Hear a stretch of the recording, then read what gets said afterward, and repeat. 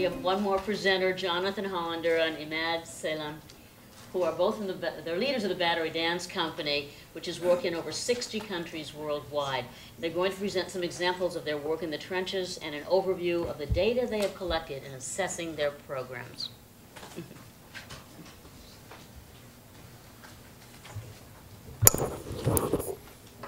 Does everybody want to stretch for a second? First of all, thank you so much, Joni, for calling us all together for this purpose that I live by. And I also want to thank Cynthia, Joni, and Peggy Ayers for calling attention to the Battery Dance Company, which, though we started in 1976 in Lower Manhattan, has been working pretty much under the radar screen until these ladies raised the banner for us. And I also want to thank our board members who are here, our board chair, Helena Finn, our emeritus chair, Zachary Snow, our vice chair, Judy Killichand, our newest board member, Dorit Heimer. Who am I missing? Anyway, we have individuals who really believe in what we're doing. And show me how to do this. I click that. Yeah, I think so. What I want to talk about a little bit is the power of the individual. I think that stands for American values, democracy, and what so many artists across the United States are doing. They're not waiting for somebody to deliver an opportunity. They're making the opportunities, and that's what my career has been. And I was able to do this. Can we start the video? I was able to do this because I'm surrounded by incredibly talented people, in this case dancers who are teaching artists, choreographers, and cultural diplomats.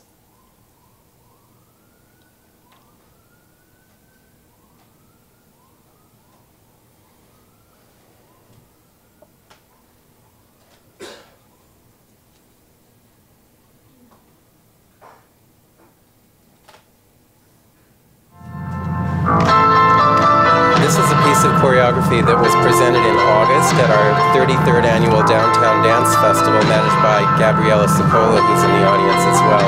The choreography was done by Theo Nadindwa from Cape Town, South Africa.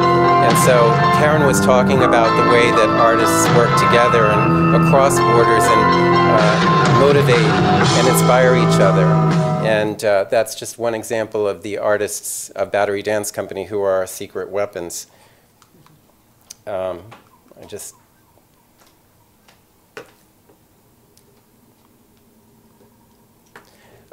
My career started in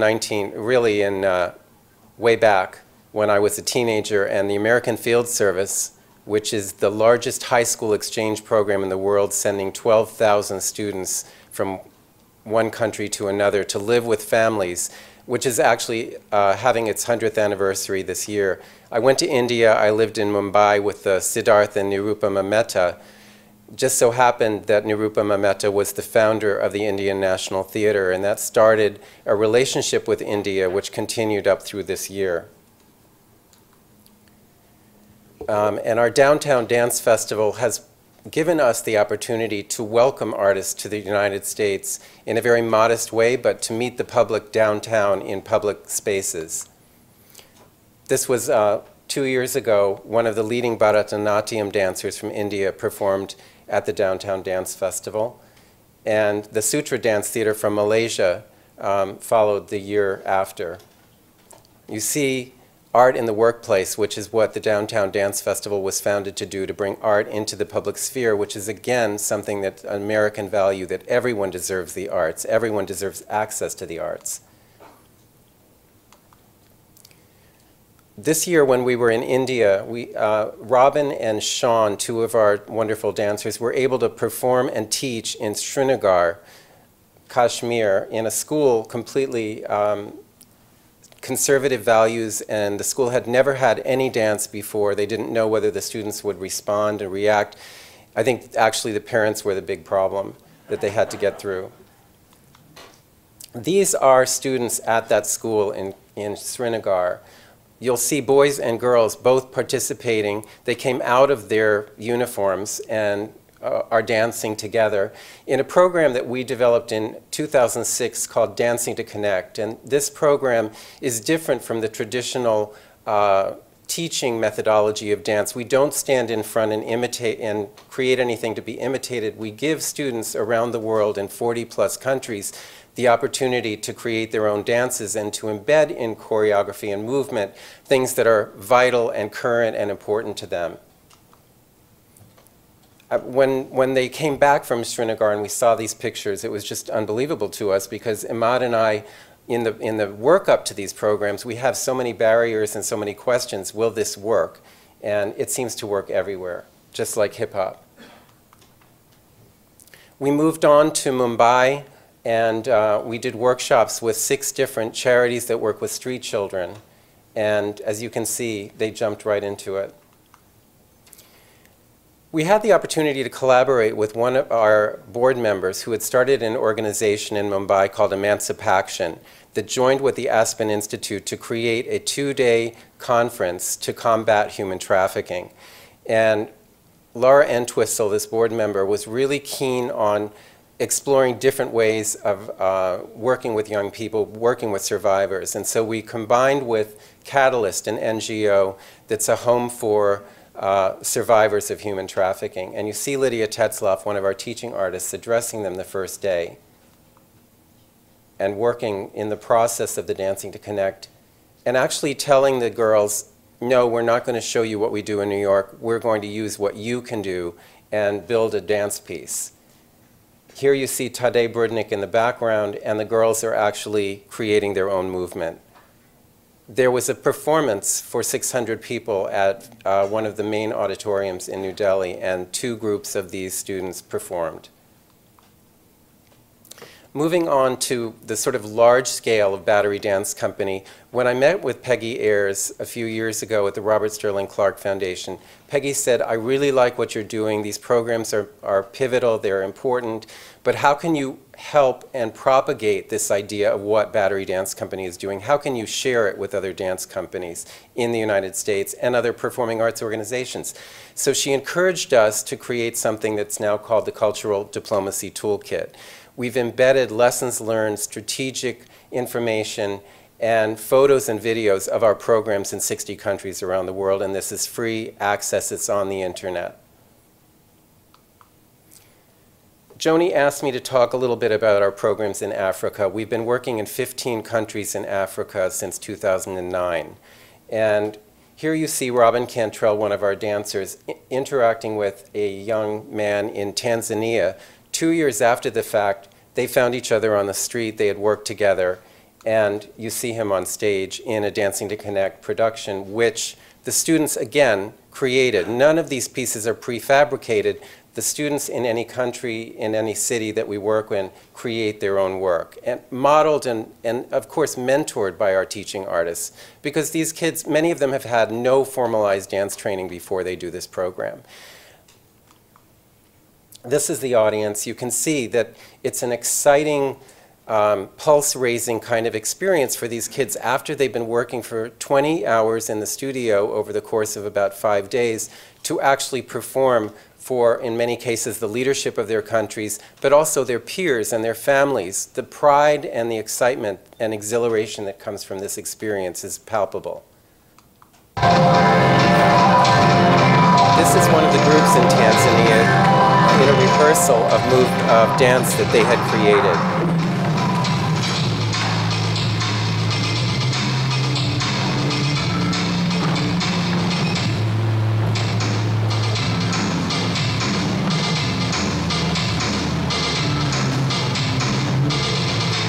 You can see the teamwork, coordination, and all of the elements that go into choreographing a piece are embedded in this program.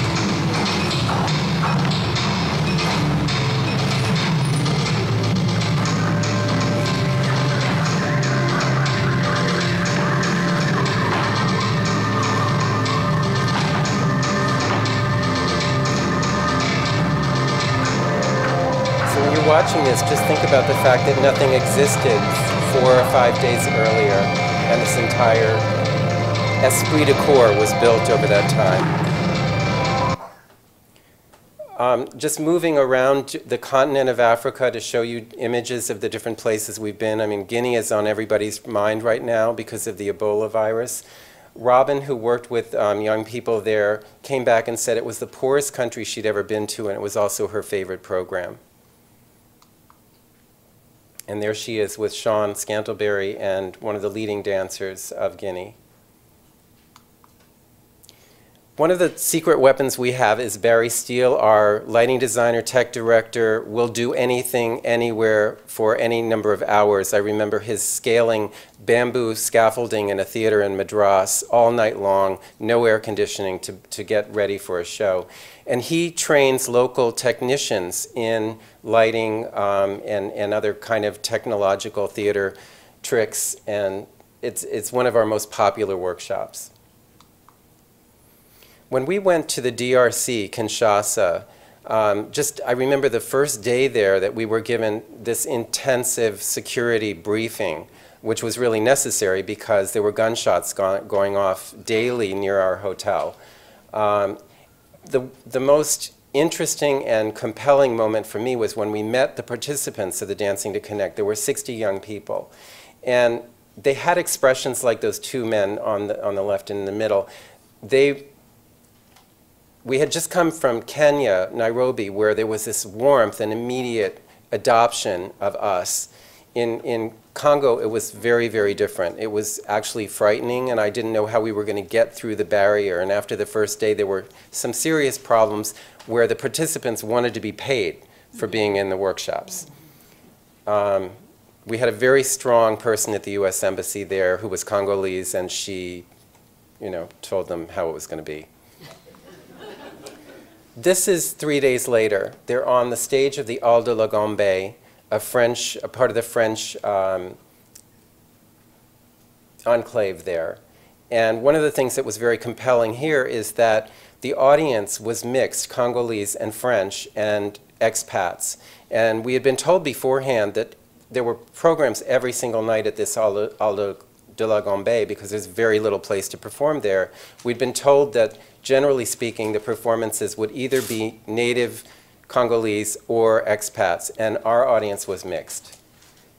These are the young dancers. They were fabulous. I remember thinking if they were at the Live Arts New York, they would be ready, get a great review. And this is the reaction that they had with our teaching artist, Oliver Tobin. These are just quick images to show the kind of feeling that we had there, that we were in, we had made it, we were accepted. And that is the audience. I'm going to talk a little bit about Algeria. I'm going to just flip through these slides because I'm getting the cue from Joni. We had a 3-year program in Algeria that involved our going to Algeria, Algerians coming and being part of our production in New York. This is in Annaba. I don't know if any of you have ever heard of Annaba, Algeria. It's really not in the mainstream. Very few people spoke English. They had the sign up on the theater for the day, on the day of our performance. That was the only publicity, and the place was packed. And these are our artists meeting the local people who showed up in El Ulma, which is even smaller than Annaba. These are Algerian dancers who came to New York. The U.S. Embassy sent them afterwards to work with our dancers in the studio, create a new production together, and you can see that they just blended right in, and there they are on stage at 3LD Art and Technology in a new production. And finally, the last step of this relationship was we were invited to send our dancers back to Algeria to judge, teach, and perform at an international contemporary dance festival. How could, in 3 years, they go from not having any contemporary dance to having an international festival? And that's the end of the slide presentation. And now I'm going to introduce Imad Salem, the Vice President and Director of Operations of Battery Dance, to talk about our very rigorous evaluation process.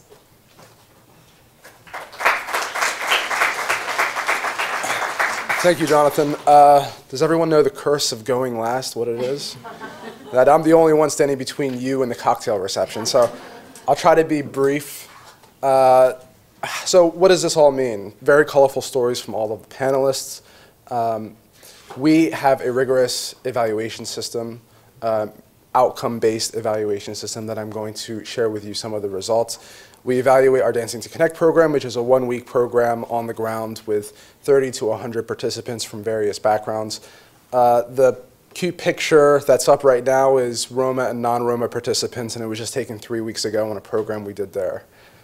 So how do we evaluate? Well, we do it through two ways. We do it through questionnaires. Questionnaires measuring different indicators such as different youth development indicators, education development indicators, conflict resolution indicators.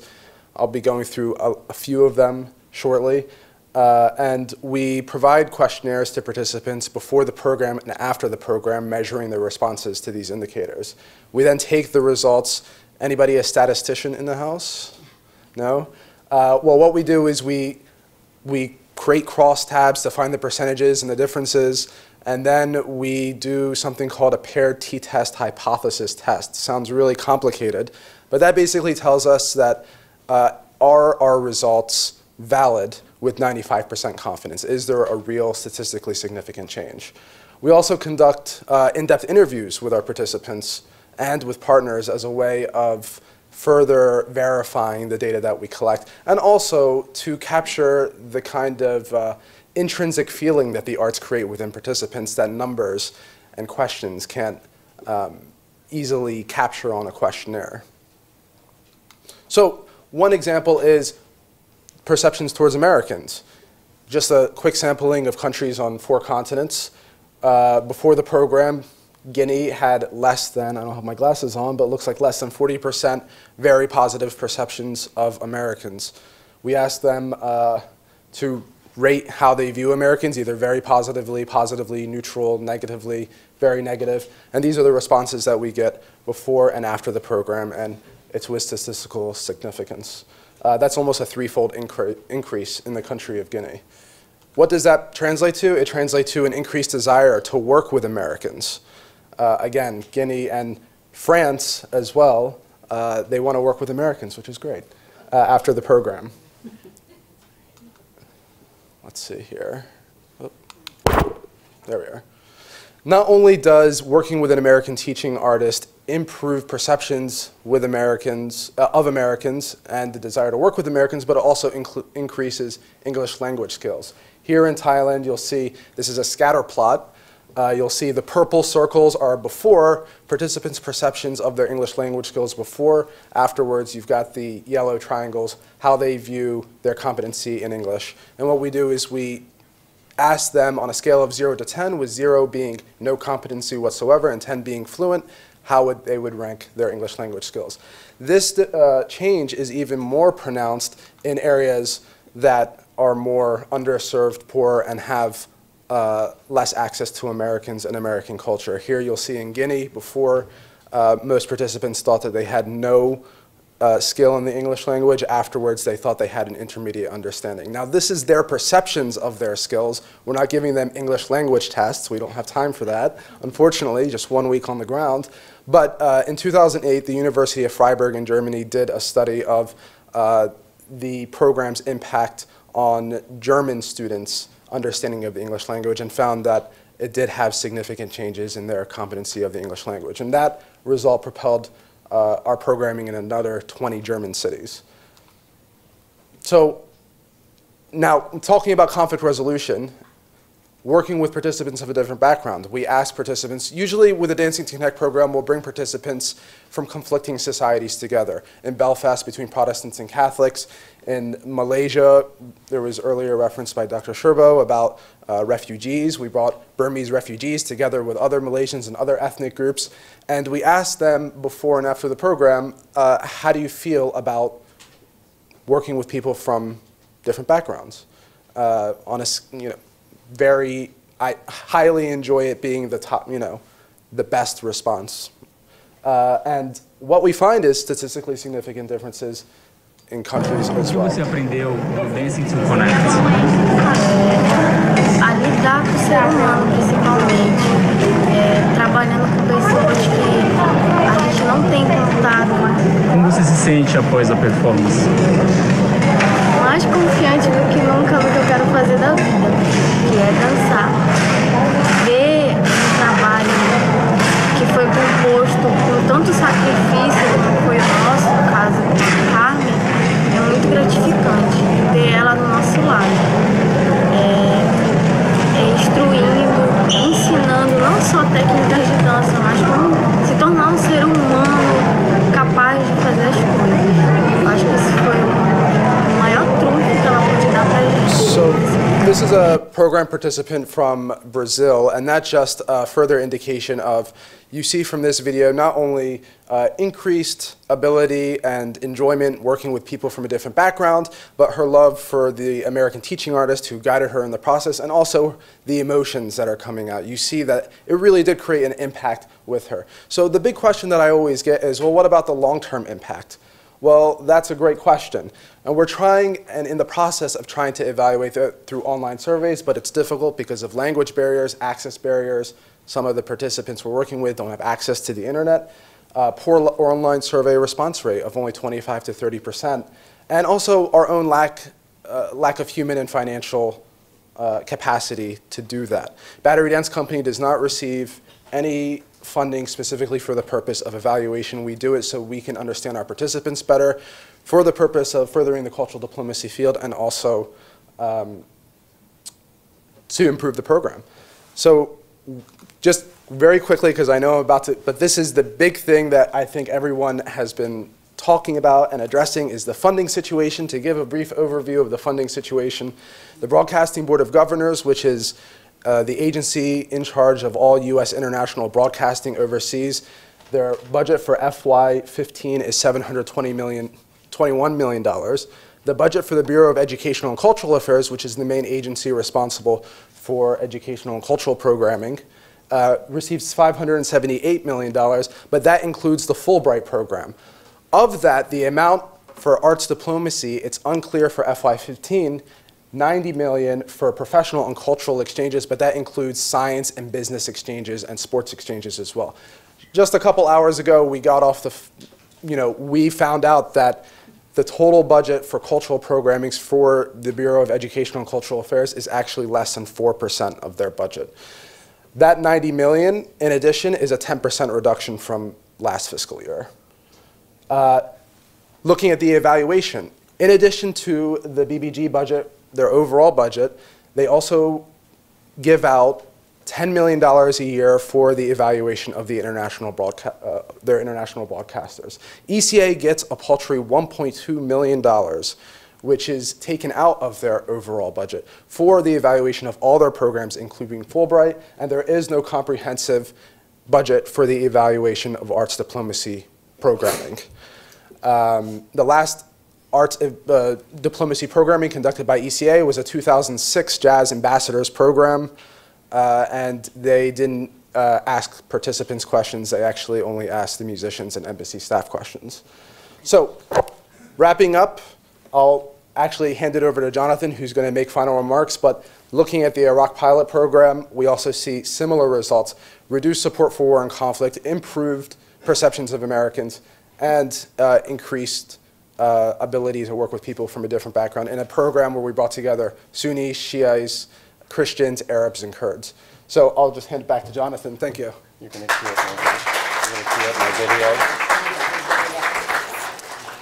Joni is going to kill me, but I have to show you something that came through this Saturday at 3 o'clock in the afternoon. And the reason that this is relevant, in addition to the very personal issue you're going to see, is that people have been talking about social media, the importance of live action, people to people, but also the importance of doing things. Karen was talking about the video conferencing.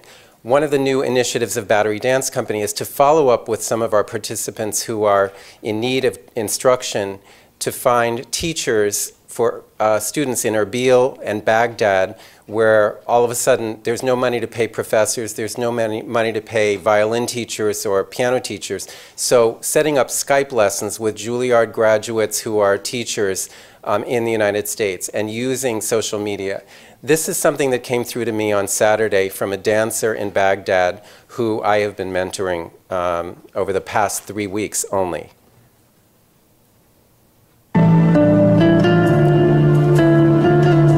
This is a video he created when I asked him to send me an example of his dancing so that I could begin to critique it and use our dancers to help mentor him.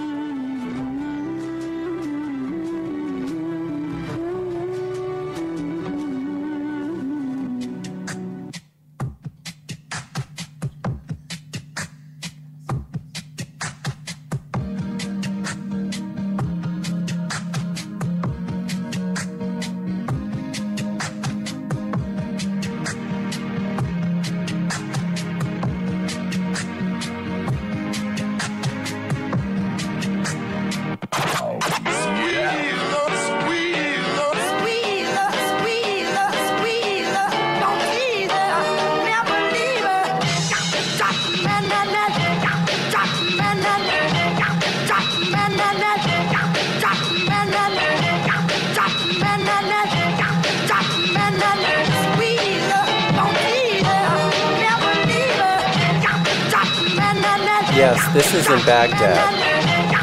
It's dangerous for him to dance in Baghdad.